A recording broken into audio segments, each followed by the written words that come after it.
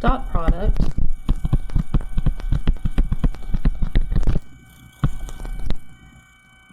is very helpful when we want to find the angle between two vectors. So let's say we have a vector B and we have a vector A, and they are floating out in outer space at an angle of theta from one another.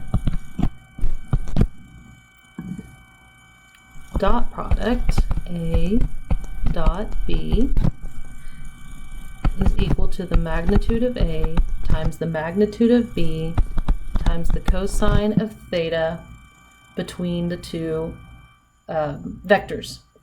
Okay, dot product A dot B is equal to AX times BX, so multiply the I components, then add the J components, and then add the K components. An example, let's say we are given vector C that is represented by 4I minus 6J plus 18K, and we are going to be in newtons. And then I have vector D that is represented by negative 3I minus 4J plus 5K, and you are also in newtons. And I wish to find A, the angle between C and D, and then B, I wish to find the angle between D and the Z axis.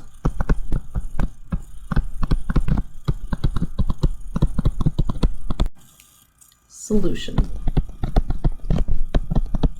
Okay, rewriting the angles, theta is equal to the inverse cosine of the dot product C dot D divided by the magnitudes CD.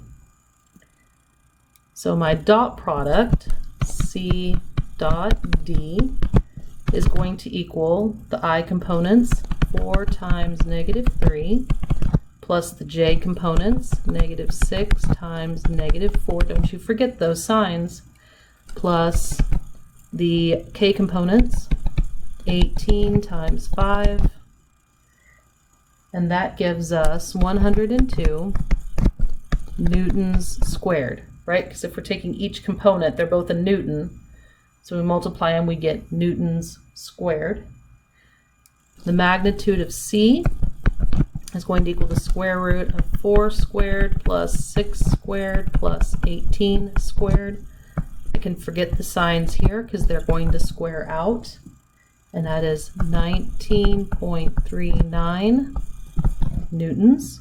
The magnitude of D is going to be the square root of 3 squared plus 4 squared plus 5 squared, and that is equal to 7.071 newtons. So the angle between C and D is equal to the inverse cosine of 102 newtons squared divided by 19.39 newtons times 7.071 newtons. And I'm writing the units here so that you can see that they still divide out and everything's copacetic and happy. And this is equal to 41.9 degrees equals theta CD.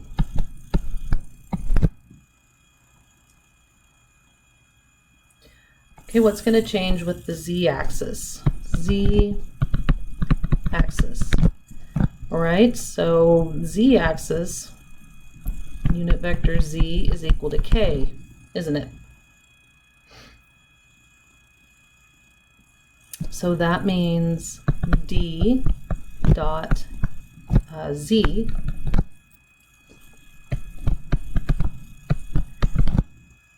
is equal to -3 times 0 plus -4 times 0 plus 5 times 1. Okay, I'm putting those zeros there so you can see this is the i's, the j's, and if it's the z-axis, it's only in the k. So that makes our d dot z equal to 5 newtons, because it's just a unit vector, so it's unitless. D still has a magnitude of 7.071 newtons. Unit z has a unit vector of 1. So that means the angle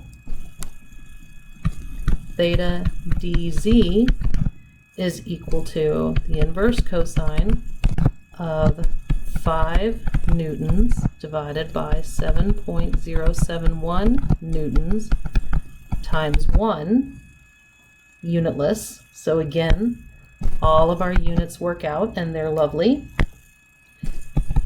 And this is equal to 45 degrees